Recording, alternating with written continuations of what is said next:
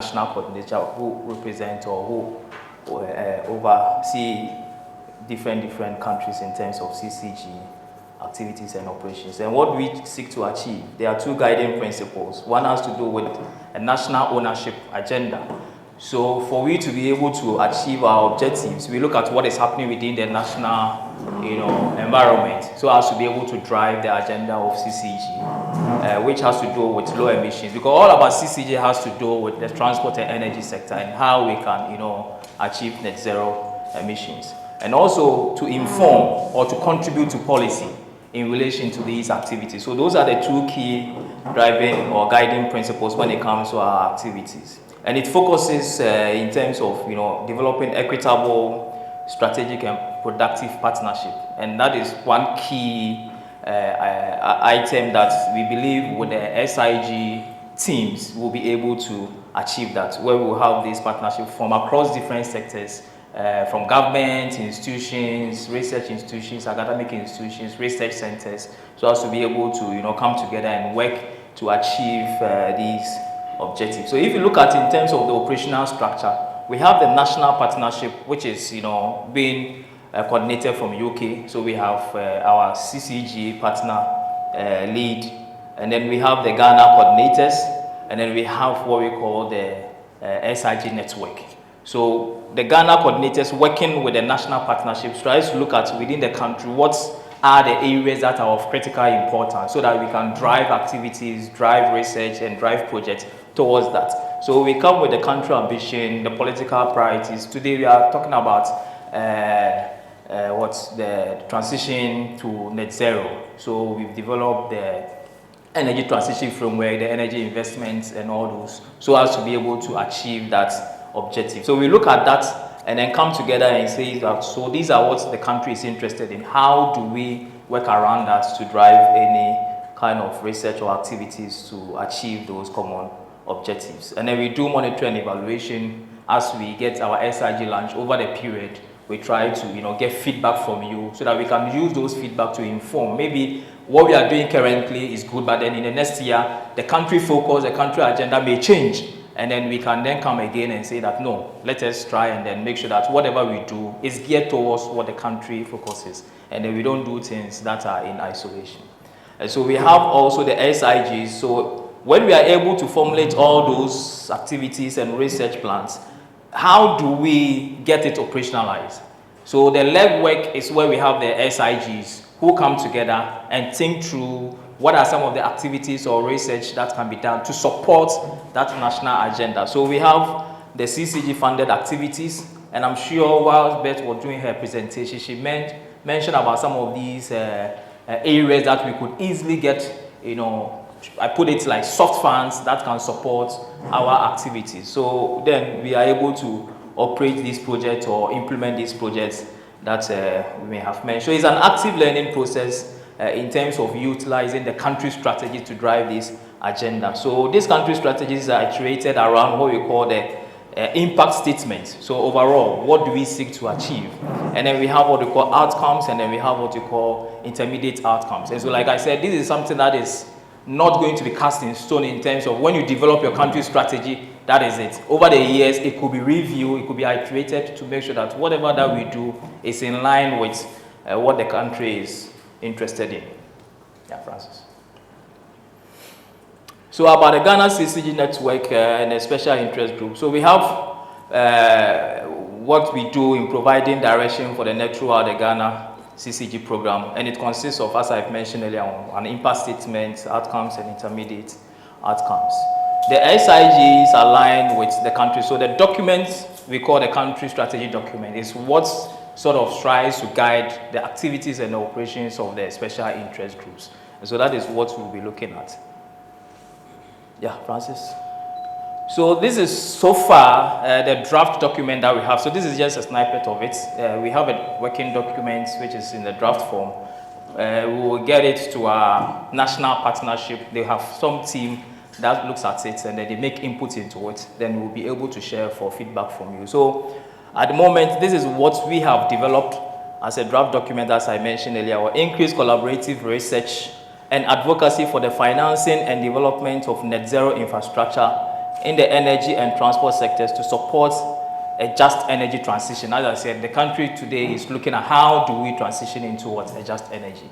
And so all our activities and work that we do, how do we do that in terms of research, in terms of seeking finance, because we know finance is critical to be able to achieve the energy transition. So that is why that has become a key impact statement that we have to be able to drive our country strategy. And what are the two outcomes? We are looking at outcome one as what? As an inclusive, collaborative partnership among academic, research, and government institutions to co-create research programs and policy recommendations that contribute to the dialogue of the energy transition. So we don't want it to become a one-sided activity where researchers come together and do it. We want government involvement, and we don't want also to be aligned to some group of people. We want it to be a national or carried out national picture.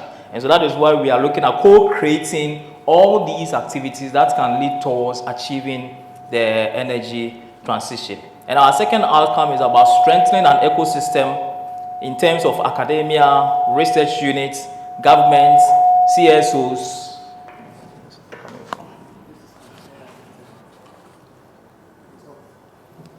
Okay, CSOs to support training and capacity building for net zero. So as we co-create research programs, I mean, it's important we also look at capacity building, training. Obviously, as we go through the transition, we need to have our capacity built.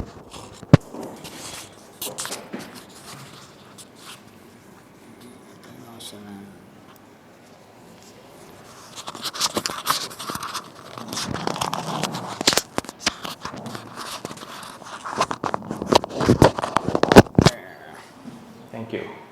So we need to be able to also organize training programs, capacity building. So if among the SIGs there are some training activities that is happening within the country, and then any of the members are interested in attending to be able to build their capacity, we should be able to provide some support. Among ourselves, we should also be able to organize some capacity building programs to support the agenda of the net zero future. Our intermediate outcomes, that's sort of come from the main outcomes, is one, to look at government's relevant ministry. So indeed, this will be what will be driving our activities. So the SIGs, as we have now, form about 5 of them.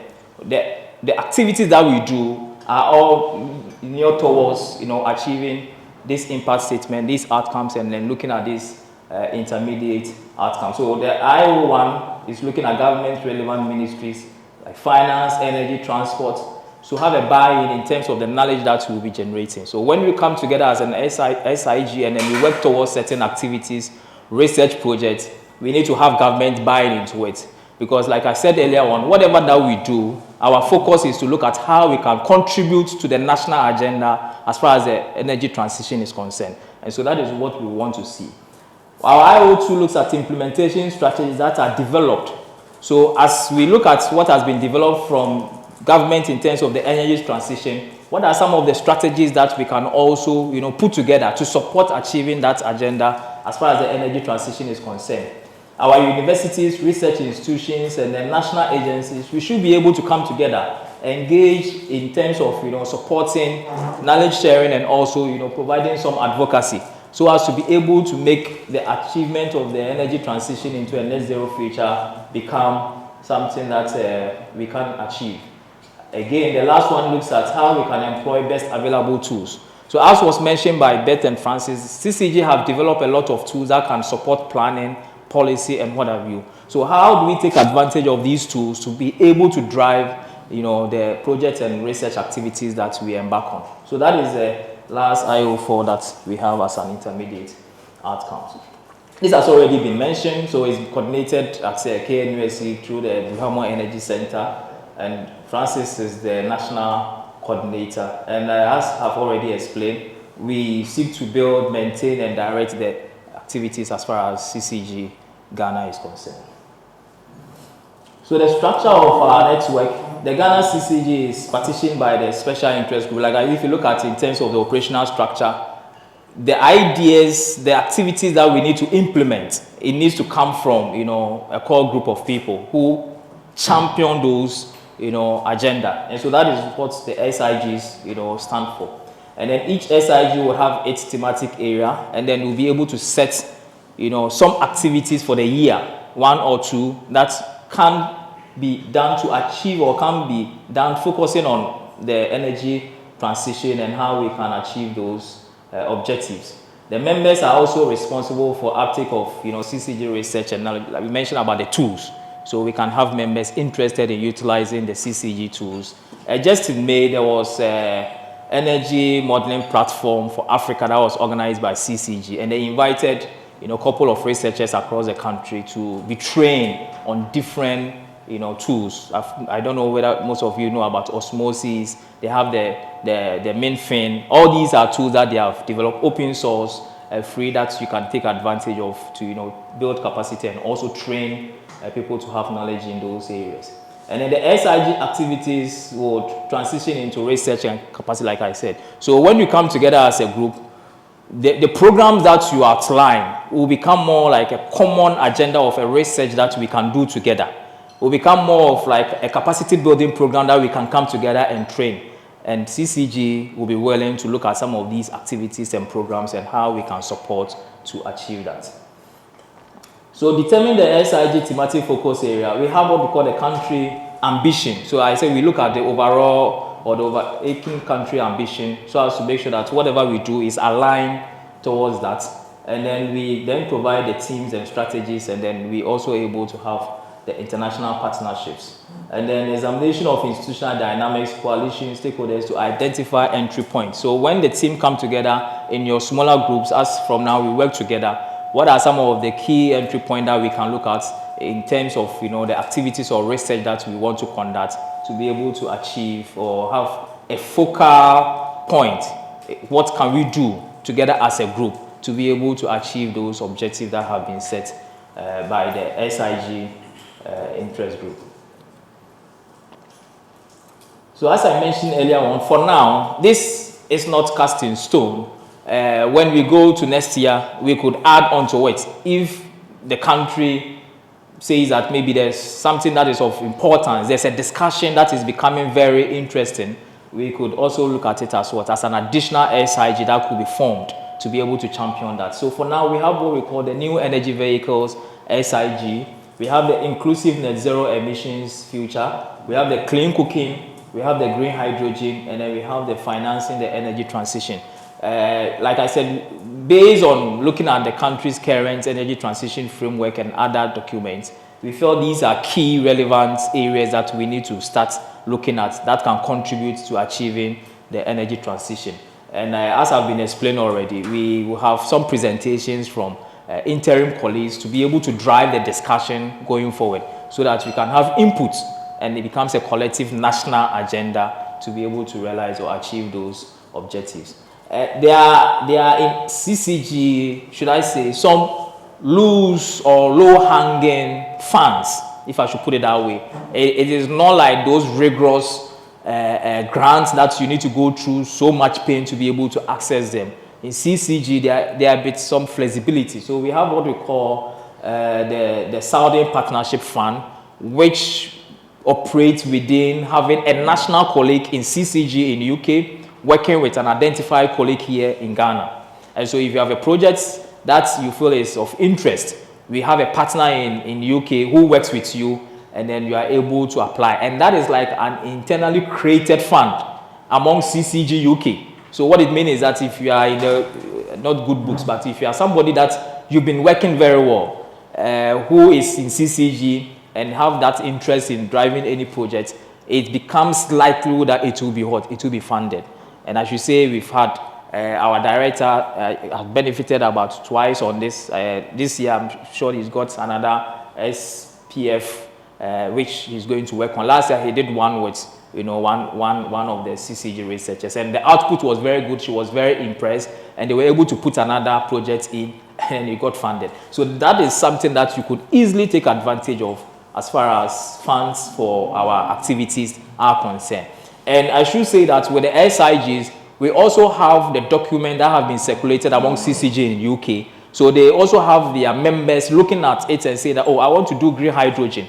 So you will have colleagues in UK sort of, coming in to the group to then say that we can work together, and that makes it easier for you to apply for any of these funds. There are colleagues who are working on clean cooking, there are colleagues who are all the SIGs that we've proposed to work on. Then we have the flexible research fund, and as the name suggests, flexible. Again, what happens is that they come to us. Do you have any ideas that we can use to call for proposals? So some of you may be aware, we got to you, of course, now that we have come together. Next year it becomes a national, we put it on the various platforms. What are the ideas that you want to work on? So this year we have 2 projects that we propose about 5 or 10. And fortunately for us, we got 2 from Ghana that has been selected to be among the core. So if you go to the Flexible Research Fund site, you'll see we have 2 projects that have been accepted to be open up for people to submit. And what is interesting is that since the ideas come from us before it is open up to the public, what it means is that the concept that was developed, it is you who develop it. So if CCG accept those concepts and put it up, that means that you stand a higher chance of winning that call as far as when it is open to the public is concerned. So I should say this is like behind the scene. In Ghana, we'll say it is like what, a formality, right? But then you need to put in terms of partnership to have a very good proposal submitted. So we have one on the 3-wheeler EV angle. That's, I know Godwin and some team in UK are trying to work on that.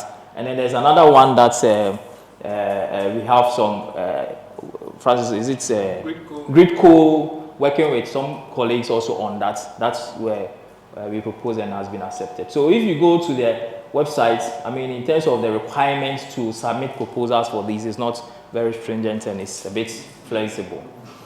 Then we make an argument with CCG UK that, look, when we form these SIGs, we don't expect people to come together and then they propose ideas and then you cannot implement it. We have students who are also doing research in areas on climate related, on energy transition and what have you. So why don't you make it a bit flexible for us so that you give us some, not big grants, okay? So as to when we have the team, maybe green hydrogen, this year we have maybe a PhD student or among you are doing some small research that needs some, small funds, we can make it available. And they accepted it and then provided us some, it's not big, some small funds. So that among the SIGs, if you have some, member who is doing any research that you need some support, you can, submit a small proposal to us and then we can okay it and then give you some little funds to support it. If you have a PhD master student who is doing some work related to what we have talked about, I mean, we know how it is. Sometimes our PhD students need small amount of money to be able to go to collect data, to be able to, print, their research documents. It's a bit difficult. We are able to look at it and say we can provide some support. So that is also available from our end that we can also provide. So these are soft funds that are available as far as CCG is concerned that we feel we should bring it up to you for you to be aware and we can take advantage of them. Yeah, Francis? So far, aside the lunch, I mean, in recent times, what we have done is try to bring CCG to the forefront for everybody to know what CCG is all about. So we started off at KNUST at the center. Though we are coordinating our activities from the center, we don't want it to be between Francis and Joseph, who knows about CCG. So just like we are doing now, we organize a small workshop among our groups. We have some core research groups at the center who are also doing some research that may be related. So we look at how can we bring our synergies and how can we collaborate so that we can take advantage of the resources that are available. So now that we are actually forming these SIGs or launching these SIGs, if you are in Legon, if you are in UCC, if you are in any research institutions, Energy Commission, what have you, and there is the need for we to come and engage or be able to support any activities in the context of the SIG that you belong to, I mean, you should be able to do that. So this was something that we did, and then also we try to ensure we can also make our presence felt as far as the national discourse is concerned in relation to these energy transition activities. So Imani actually has benefited from one of the FRF, the Flexible Research Fund last year. They are looking at the energy transition, the investment opportunities, and how can we actually achieve the implementation of the energy transition. So they organized a national workshop, invited stakeholders, and we were there to also contribute. Francis was a key panel member, to make some input and contributions to that. And also, as I said, if colleagues are here, there are some, not international, local, conferences, workshops, that is related, and then you want to attend. I mean, we are willing to support colleagues attending such workshops. Our colleague Charlotte called on us, she has to participate in this greenhouse accounting, which we felt was very important. This all is in line with capacity building and how we can also get people to have that expertise. And so why not? We were able to support her to attend this 2-day workshop. And so if you are here, there's any event that is happening within the country and then you want to participate, we are more than willing to look at the logistics involved and see how best we can support you. Recently, she's working on the SIG on financing the energy transition. There's the other group in UK. One of their PhD students is developing a tool to be able to model how you can, look at investment opportunities for the energy transition. So they are, apart from the FIN plan, they are also developing what you call the MinFin, another tool that they want to, roll it out. And they are looking at country specific. So they've done for Kenya, and they also want to do for Ghana. So data is very important. How do you access the data? So we felt sitting, in our offices and calling people is difficult to access those data. So we were able to organize a workshop, invited, key stakeholders to come and, talk about the model that is being developed and how we can get people to participate and contribute so as to make sure that we can get the model developed also for Ghana. So that was also another workshop. And so if you plan anything as a special interest group, like organize a workshop for people on green hydrogen, EV, we can look at that and say that we can support it for you to be able to achieve. So I think, colleagues, I didn't talk about the energy modeling platform, but in May, there was something like that which happened here in Accra, and then we are also there to participate. So this is about our activities that we are doing as far as the CCG Ghana network is concerned. Two key things is about the SIGs and about the country strategy. And so that is why we are here today to launch the SIG, so that when we are done, we will be able to look at the country strategy and how we can get your input to make it become a good document that can help us operate as far as our activities is concerned. Thank you very much for your attention.